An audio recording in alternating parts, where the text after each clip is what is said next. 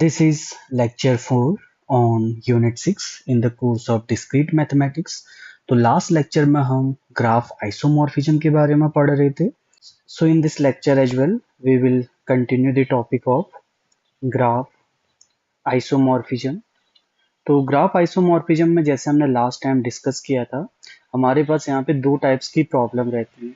पहली टाइप की प्रॉब्लम क्या रहती है कि अगर तुम्हारे पास कोई एक मैप गिवन है from vertex set of G1 से लेकर वर्टेक्स सेट ऑफ G2, तो यहाँ पे क्वेश्चन रहता है इज एफ एन आइसोमॉर्फिज्म, कि क्या ये गिवन मैप आइसोमॉर्फिज्म होगा या नहीं. और ये क्वेश्चन हमने लास्ट लेक्चर में डिस्कस कर लिया था. आज के लेक्चर में हम क्या डिस्कस करेंगे, तो इस केस में अब तुम्हें मैप की जगह क्या होगा, कोई दो ग्राफ्स दिए होंगे G1 एंड G2, और यहाँ पे क्वेश्चन होगा are G1, G2 isomorphic. Okay, so let us briefly recall कि हमने लास्ट लेक्चर में ग्राफ आइसोमॉर्फिज्म की क्या डेफिनेशन देखी थी, कि अगर हमारे पास दो ग्राफ्स दे रखे हैं G1 एंड G2, तो हम कहते हैं कि ये दोनों ग्राफ आइसोमॉर्फिक हैं अगर हमारे पास एक मैप ऐसा मिल जाए वर्टेक्स सेट ऑफ G1 से लेकर वर्टेक्स सेट ऑफ G2 पे जो ये दो प्रॉपर्टी सेटिस्फाई करे. पहला तो बाइजेक्टिव हो, और सेकंड क्या हो कि अगर हम कोई भी दो एलिमेंट लें वर्टेक्स सेट ऑफ G1 से, उनके बीच में एज होगी इफ एंड ओनली इफ उनकी इमेजेस के बीच में एज हो. अगर हमारे पास ऐसा मैप मिलता है तब हम ग्राफ्स को हम क्या बोलते हैं, आइसोमॉर्फिक. तो अगर इस डेफिनेशन से हमें सेकंड क्वेश्चन का आंसर करना है कि अगर हमारे पास दो ग्राफ्स गिवन है G1 और G2, और क्वेश्चन है कि क्या ये आइसोमॉर्फिक हैं, तो इसके लिए हमें क्या शो करना पड़ेगा. आइसोमॉर्फिक के लिए हमें बेसिकली एक मैप ऐसा कंस्ट्रक्ट करना होगा वर्टेक्स सेट ऑफ G1 से लेकर वर्टेक्स सेट ऑफ G2 पे जो ये ऊपर लिखी दो प्रॉपर्टी सेटिस्फाई करे, बाइजेक्टिव वाला और सेकंड एडजेसेंसी रिलेशन वाला. बट इन जनरल अगर तुम्हारे पास दो ग्राफ्स दे रखे हैं और तुम्हें प्रूव करना है कि वो आइसोमॉर्फिक है, वो बहुत चैलेंजिंग टास्क होता है. ऐसा क्यों? क्योंकि अगर हम मान के चलें कि वर्टेक्स सेट ऑफ G1 में n एलिमेंट है और वर्टेक्स सेट ऑफ G2 में भी n एलिमेंट है, अगर तुम चेक करोगे कि नंबर ऑफ बाइजेक्टिव मैप्स कितने मिलते हैं VG1 से लेकर VG2, अगर दोनों में n एलिमेंट हैं, n फैक्टोरियल. और तुम्हें पता है कि जैसे जैसे हम n इंक्रीज करते जाएंगे ये फैक्टोरियल का साइज क्या होगा, बढ़ते जाएगा. ओके, तो तुम्हें इश्यू यहाँ पे क्या आएगा कि तुम कौन सा बाइजेक्टिव मैप सेलेक्ट करो जो ये प्रिजर्व करेगा. ओके, तो इन जनरल ये प्रॉब्लम बहुत डिफिकल्ट रहता है to prove G1 and G2 are isomorphic. तो ये थोड़ा डिफिकल्ट प्रॉब्लम है.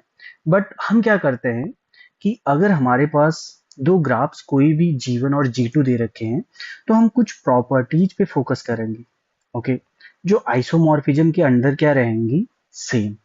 अगर दोनों ग्राफ G1 और G2 वो प्रॉपर्टी होल्ड करते हैं, G1 and G2 have those properties, then G1 and G2 may be isomorphic.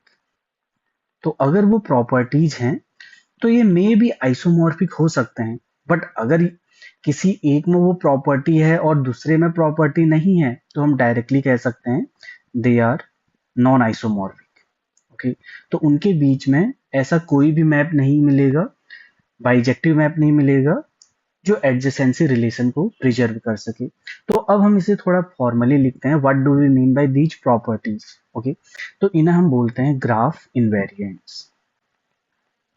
तो इनवेरिएंट्स क्या रहते हैं, कुछ ऐसी प्रॉपर्टीज जो ग्राफ आइसोमॉर्फिज्म के अंदर क्या रहें, प्रिजर्व रहें या सेम रहें, are invariants. So this is a property that is preserved under graph isomorphism, या जो ग्राफ आइसोमॉर्फिज्म वाला मैप है उसके अंदर जो प्रॉपर्टी प्रिजर्व रहती हैं उन्हें हम बोलते हैं इनवेरिएंट्स. तो अभी हम कुछ इनवेरिएंट्स देखते हैं जो हमें हेल्प करेंगे कि ग्राफ आइसोमॉर्फिक है या नहीं ये आइडेंटिफाई करने पे. तो पहली प्रॉपर्टी क्या है, number of vertices. So this is, ये इनवेरिएंट में क्या रहता है, isomorphic graphs must have the same number of vertices, same number of vertices, कि कोई अगर दो आइसोमॉर्फिक ग्राफ होंगे तो उनमें सेम नंबर ऑफ वर्टाइसेस होंगे। तो ऐसा क्यों होता है? Because the isomorphism map is bijective. Isomorphism map is bijective, और कोई भी बाइजेक्टिव मैप ये इंश्योर करता है ऑन फाइनाइट सेट्स कि दोनों सेट्स में क्या हो, सेम नंबर ऑफ एलिमेंट्स।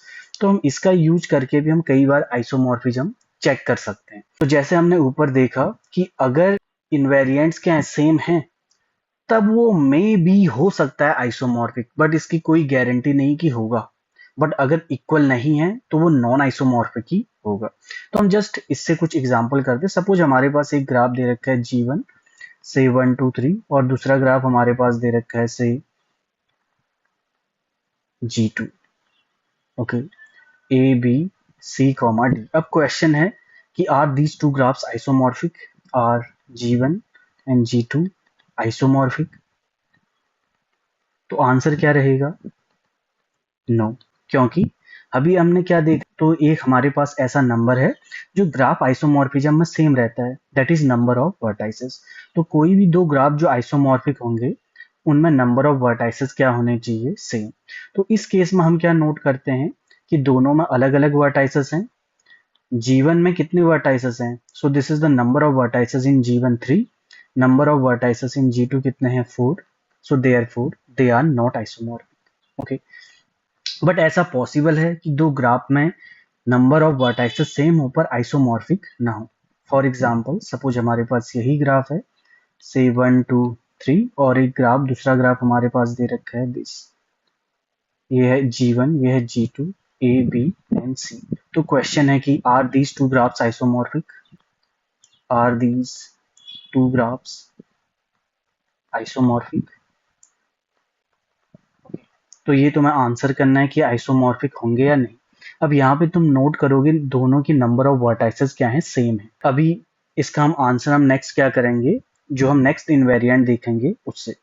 तो सेकंड जो इनवेरिएंट हमारे पास रहता है वो है नंबर ऑफ एजेस। तो अगर कोई दो ग्राफ्स आइसोमॉर्फिक हैं तो उनमें नंबर ऑफ एजेस भी क्या रहते हैं? सेम। सो आइसोमॉर्फिक ग्राफ्स है same number of edges, same number of edges. ऐसा क्यों? क्योंकि जो ग्राफ आइसोमॉर्फिज्म मैप रहता है ये एडजेसेंसी रिलेशन को प्रिजर्व करता है कि जब भी G1 के वर्टाइसेस के बीच में एज है तो G2 के वर्टाइसेस के बीच में भी एज होगी।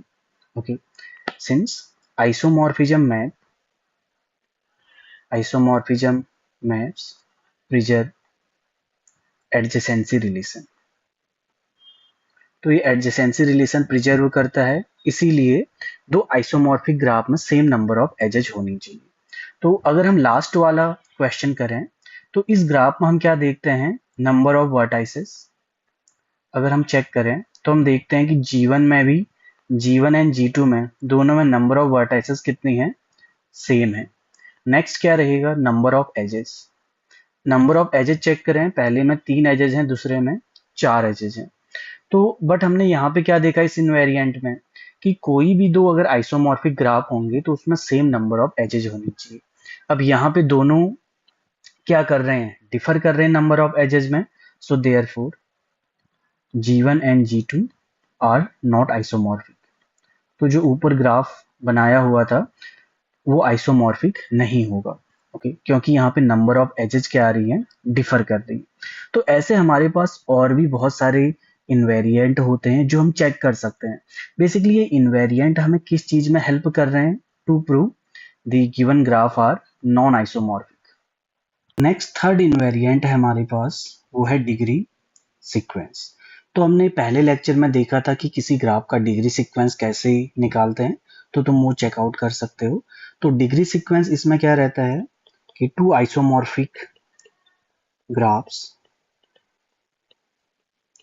Have the same degree sequence, have the same degree sequence. Okay, तो अगर आइसोमॉर्फिक ग्राफ रहेंगे तो उनकी डिग्री सीक्वेंस क्या रहनी चाहिए? सेम रहनी चाहिए। तो डिग्री सीक्वेंस से हम और क्या इंफॉर्मेशन आपके पास निकाल सकते हैं? यहां से हम कह सकते हैं कि if the graph G1 has say n1 vertices of degree d1, then G2 must have n1 vertices of degree d1। तो अगर दोनों ग्राफ आइसोमॉर्फिक हैं एंड पहले ग्राफ में तुम्हारे पास n1 वर्टाइसेस मिल रहे हैं डिग्री d1 के, तो दूसरे ग्राफ में भी क्या होने चाहिए, एग्जैक्टली n1 वर्टाइसेस मिलने चाहिए डिग्री d1 की। ओके, तो अब हम देखते हैं कि जस्ट इसे हम अप्लाई कैसे करते हैं। तो सपोज हमारे पास दो ग्राफ्स यहाँ पे दे रखे हैं। पहला ग्राफ से है 1 2 3 4 एंड 5 और एजेस ऐसे कनेक्ट है। सेकंड ग्राफ क्या है, this is A B C D and E. तो इस केस में हम क्या करते हैं, पहले दोनों ग्राफ्स के लिए देख लेते हैं कि number of vertices and edges same है या नहीं, क्योंकि हम वहां से ही बता सकते हैं कि क्या ये नॉन आइसोमॉर्फिक तो नहीं आ रहे हैं। सो नंबर ऑफ वर्टाइसेस, तो तुम चेक करोगे दोनों में 5 वर्टाइसेस हैं। ओके, एंड सेकंड ग्राफ हमारे पास कुछ इस टाइप से है। नंबर ऑफ एजेस अगर हम यहाँ पे चेक करें तो पहले भी कितनी एजेस हैं, 6 एजेस, एंड सेकंड पे भी अगर तुम नोट करोगे 6 एजेस। ओके, तो ये पहले दो इनवेरिएंट तो सेम आ रहे थे। हम क्या करते हैं next, degree sequence of G1। तो डिग्री सीक्वेंस में हम क्या करते थे, इनकी डिग्रीज को असेंडिंग ऑर्डर में रखते थे। तो अब हम यहाँ पे नोट करते हैं, इसकी डिग्री है 2 2 2 3 3। तो हमारे पास क्या रहा है, तो 3 वर्टाइसेस हैं डिग्री 2 के एंड 2 वर्टाइसेस हैं डिग्री 3 के। नेक्स्ट है डिग्री सीक्वेंस ऑफ G2। तो हम नोट करते हैं, इसकी डिग्री है 1, E की डिग्री 2, A की डिग्री 2, डिग्री 3 एंड डिग्री 4। तो इसकी डिग्री सीक्वेंस क्या बनेगी, 1, 2 डिग्री 2 के वर्टाइसेस हैं, एक वर्टेक्स है डिग्री 3 का और एक वर्टेक्स है डिग्री 4 का। तो हम यहाँ से क्लियरली देख सकते हैं कि G1 और G2 दोनों की डिग्री सीक्वेंस अलग अलग है। और यहाँ रिजल्ट से हमारे पास क्या है कि दो ग्राफ्स अगर आइसोमॉर्फिक हैं तो उनकी डिग्री सीक्वेंस क्या होनी चाहिए, सेम होनी चाहिए। ओके, और ये रिजल्ट कहाँ से आता है, सो दिस इज प्रॉपर्टी से टू ऑफ आइसोमॉर्फिज्म। तो जहां पे हमारे पास क्या रहता है कि अगर दो वर्टाइसेस G1 की अगर एडजेसेंट है तो उनकी इमेजेस भी एडजेसेंट होनी चाहिए। तो वो प्रॉपर्टी ये इंश्योर करती है कि आइसोमॉर्फिक ग्राफ्स में डिग्री सीक्वेंस क्या रहना चाहिए, सेम। तो हम इसे कैसे लिख सकते हैं, since degree sequence of G1 and G2 differ, so therefore the graphs are not isomorphic। But हम इसे और कैसे आइडेंटिफाई कर सकते हैं, हम देखते हैं कि यहाँ जो हमने लिखा हुआ था कि अगर G1 में n1 वर्टाइसेस हैं डिग्री D1 की, तो G2 में भी सेम नंबर ऑफ वर्टाइसेस होनी चाहिए D1 की। अब हम यहाँ पे क्या नोट करते हैं, G2 में एक वर्टेक्स है डिग्री 1 का, तो G1 में भी तो एक वर्टेक्स मिलना चाहिए डिग्री 1 का, वो यहाँ पे हमें नहीं मिलता। या हम इसे ऐसे लिख सकते हैं कि G1 में 3 वर्टाइसेस हैं डिग्री 3 के, whereas G2 में सिर्फ 2 ही वर्टाइसेस हैं, तो ये आइसोमॉर्फिक नहीं है।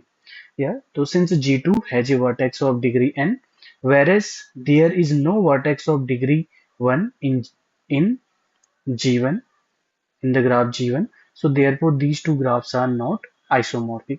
तो हम इसे इस तरीके से प्रूव कर सकते हैं। So the next example that we have is this। तो सपोज हमारे पास एक ग्राफ दे रखा है G1 और दूसरा ग्राफ हमारे पास दे रखा है ये। ओके, तो अब हमें चेक करना है कि ये दोनों आइसोमॉर्फिक है या नहीं। तो सपोज एक वर्टेक्स और है, तो हमें चेक करना है कि आइसोमॉर्फिक है या नहीं। तो हम क्या चेक करेंगे, पहले नंबर ऑफ वर्टाइसेस देख लेते हैं G1 एंड G2 में। सेकेंड हम क्या चेक कर लेंगे, नंबर ऑफ एजेस।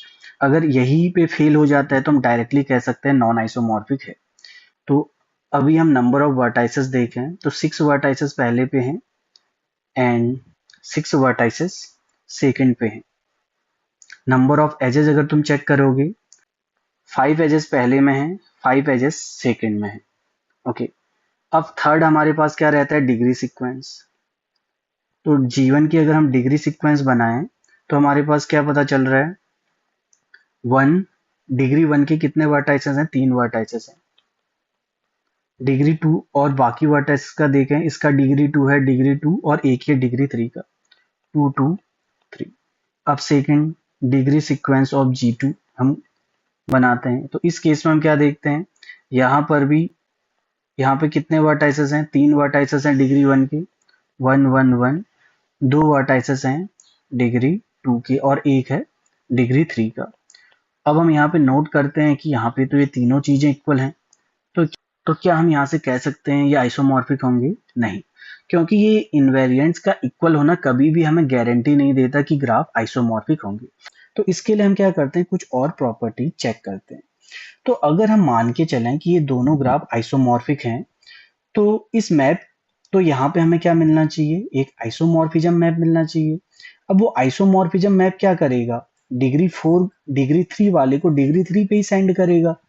तो 4 की ओनली पॉसिबिलिटी क्या है इमेज की, सी। ओके, अब हम 4 के बारे में कुछ प्रॉपर्टीज देखते हैं। हम देखते हैं 4 के दो नेबर्स हैं डिग्री 1 के। तो अगर मैप आइसोमॉर्फिज्म होता या कोई ऐसा आइसोमॉर्फिज्म मिलता तो सी के भी तो दो नेबर्स मिलने चाहिए थे डिग्री 1 के। बट हम यहाँ पे क्या नोट करते हैं, एक ही नेबर है, तो इसलिए ये आइसोमॉर्फिक नहीं होंगे। तो अब हम जस्ट देखते हैं कि हम कैसे कहेंगे कि आइसोमॉर्फिक नहीं है। So suppose G1 and G2 are isomorphic. So therefore, there exists a map F from VG1 to VG2 that is a graph isomorphism. तो जो क्या होना चाहिए, graph isomorphism. Now we know an isomorphism function maps degree 3 elements to degree 3 elements.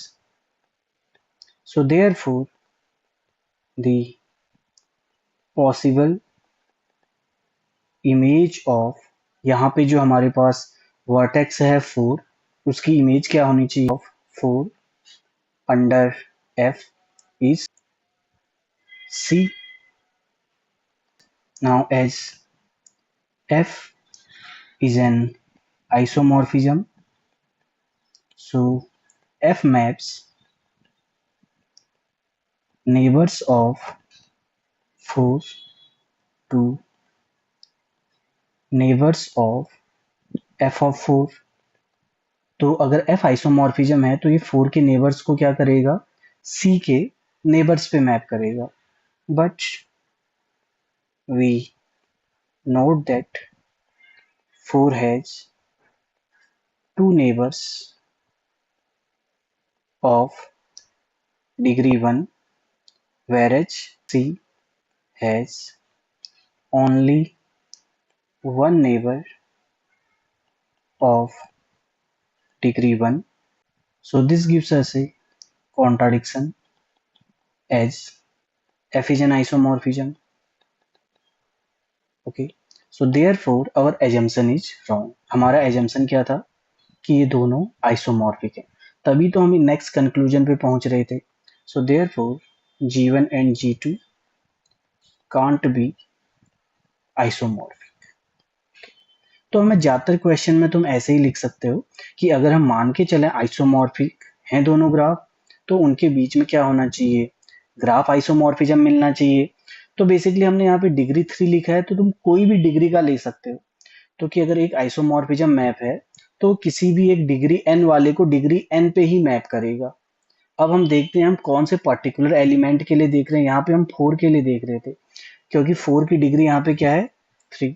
तो हम तो 4 अगर isomorphism map पे कहाँ पे जाएगा, डिग्री 3 पे ही जाएगा, तो उसकी पॉसिबल इमेज क्या है, सी है। बट हम यहाँ पे नोट क्या करते हैं कि 4 के दो नेबर्स हैं डिग्री 1 के, वेयर सी के एक ही नेबर है। So therefore we obtain a contradiction. Okay, so therefore G1 and G2 are not isomorphic. तो कई बार हम इस तरीके से भी प्रूव कर सकते हैं कि दो ग्राफ आइसोमॉर्फिक नहीं होंगे। Now let us do one more example. Okay, तो अभी हमारे पास दो ग्राफ्स दे रखे हैं G1 एंड G2 और क्वेश्चन है are G1, G2 isomorphic. Okay, तो अब इस केस में हम अगेन क्या देखेंगे, पहले तो नंबर ऑफ वर्टाइसेस। ओके, वो सिंपलेस्ट वाले से ही होके चलेंगे हमेशा, number of vertices, number of edges और उसके बाद डिग्री सीक्वेंस। अगर कहीं पे डिफर कर जाता है तो हम डायरेक्टली कहेंगे नॉन आइसोमॉर्फिक है। तो अगर इक्वल आ रहे हैं तो जरूरी नहीं कि आइसोमॉर्फिक होंगे, उसके लिए हमें कुछ और एक्स्ट्रा चीजें चेक करनी पड़ सकती है। तो पहले हम देखते हैं G1 और G2 में कितने वर्टाइसेस हैं। दोनों में 8 वर्टाइसेस है। अगर तुम चेक करोगे नंबर ऑफ एजेस कितनी है, दोनों में 10 एजेस हैं। अब दोनों की हम डिग्री सीक्वेंस देखते हैं। तो इस केस में तुम डिग्री सीक्वेंस ऑफ G1 तुम बनाना और डिग्री सीक्वेंस ऑफ G2 अगर तुम बनाओगे तो दोनों सेम आ जाते हैं। तो यहां से भी तुम्हें कोई आंसर नहीं मिल रहा है। तो अभी हमने जो लास्ट वाले पे देखा था क्वेश्चन पे, हम सिमिलर टेक्निक अप्लाई करेंगे। हम क्या करेंगे कि एक डिग्री 3 की जो हाईएस्ट डिग्री की है, एक वर्टेक्स लेके चलेंगे। तो हम देखेंगे कि उसकी पॉसिबल इमेजेस क्या हो सकती हैं। तो हम देखते हैं कि 4 की इसकी डिग्री है 3, तो इसकी इमेज कहाँ पे जानी चाहिए, A H E N D. तो तुम्हें क्या करना है, जैसे हमने लास्ट वाले स्टेप पे देखा कि अगर सपोज ये दोनों आइसोमॉर्फिक होते, तो हमने जो लास्ट उसके स्टेप्स लिखे तुम सेम फॉलो कर सकते हो कि सपोज ये दोनों आइसोमॉर्फिक होते तो एक हमारे पास आइसोमॉर्फिज्म मिलना चाहिए था VG1 से लेकर VG2। तो यहाँ पे हमारे पास 4 की पॉसिबल इमेजेस क्या होती, 4 की डिग्री थी 3, तो ये डिग्री 3 वाला कहाँ पे मैप होता, बेसिकली AHEND। तो जो 4 की पॉसिबल इमेजेस हैं वो हैं AHEND। अब हम 4 के बारे में कुछ और प्रॉपर्टीज नोट करते हैं। 4 के हम देखते हैं दो नेबर्स हैं डिग्री 2 की। तो यहाँ पे कितने वर्टाइसेस हैं जिनके दो नेबर्स हैं डिग्री 2 के, हम देखते हैं एक का एक ही नेबर्स है डिग्री 2 का, H का भी एक ही नेबर्स है, E का भी एक ही नेबर है एंड D का भी एक ही नेबर है डिग्री 2 का। तो देयरफॉर ये आइसोमॉर्फिक नहीं हो सकते, क्योंकि 4 की पॉसिबल इमेज क्या थी, यही, and 4 has two neighbors of degree 2, whereas A, H, E and D, none of the above have two vertices of degree 2। तो यहां से हमें क्या मिल जाएगा, कॉन्ट्राडिक्शन। ओके, तो इस तरीके से तुम चेक कर सकते हो कि अगर आइसोमॉर्फिक है या नहीं। तो अगर डिग्री सीक्वेंस भी सेम आ रहा है तो हम क्या करते हैं, हाईएस्ट डिग्री पे जाते हैं, उनके एलिमेंट्स की कुछ प्रॉपर्टीज देखते हैं। Now let us do one more example. इसमें हमारे पास दो ग्राफ दे रखे हैं G1 और G2। अब हमें यहाँ पे चेक करना है कि ये आइसोमॉर्फिक होंगे या नहीं। तो पहले हम नंबर ऑफ वर्टाइसेस देख लेते हैं। ओके, तो हम यहाँ पे पहले केस में हम कितने देखते हैं, 5 वर्टाइसेस हैं, सेकंड में भी 5 वर्टाइसेस है। अब नंबर ऑफ एजेस कितनी आ रही है, अगर हम काउंट करें 1 2 3 4 5 6, यहाँ पे 6 एजेस हैं। इस केस में कितनी एजेस है, 1 2 3 4 5। तो नंबर ऑफ एजेस में ही डिफर कर रहा है। तो देयरफॉर हम यहाँ पे डायरेक्टली कह सकते हैं आइसोमॉर्फिक नहीं होगा, क्योंकि एस सेट ऑफ G1 में जो एलिमेंट्स हैं वो सेम नहीं है एस सेट ऑफ G2 में। ओके, तो दोनों में अलग अलग नंबर ऑफ एलिमेंट्स है, तो दोनों आइसोमॉर्फिक नहीं होंगे। तो यहाँ पे हमारे पास दो ग्राफ्स G1 और G2 दे रखे हैं और सेम क्वेश्चन है कि ये आइसोमॉर्फिक होंगे या नहीं। अब यहाँ पे तुम चेक करोगे कि जो नंबर ऑफ वर्टाइसेस हैं वो दोनों में सेम आएंगे, जितने G1 में है G2 दोनों में इक्वल आएंगे। ओके, सेम अगर तुम नंबर ऑफ एजेस का भी चेक करना तुम्हें वो भी क्या मिलेंगे, सेम। दोनों में कितनी एजेस हैं, 7 एजेस हैं। अब तुम डिग्री सीक्वेंस भी बनाओगे वो भी तुम्हें सेम मिलेंगे, डिग्री सीक्वेंस ऑफ G2 तुम चेक करना, ये तीनों सेम है। अब क्वेश्चन है कि क्या ये आइसोमॉर्फिक है या नहीं। तो हम सेम आइडिया अप्लाई करेंगे। तो हम देखते हैं यहाँ पे डिग्री 3 के कौन से हैं, ये दो वर्टाइसेस हैं। अगर ये दो डिग्री 3 की वर्टाइसेस है तो इनकी इमेज कहाँ पे जाना चाहिए, डिग्री 3 पे ही जाना चाहिए। तो 2,5 की इमेज कहाँ पे हो सकता है पॉसिबल, ए और ई। अभी हमें पता नहीं कौन किस पे मैप हो रहा है, बट यही पॉसिबल इमेज है।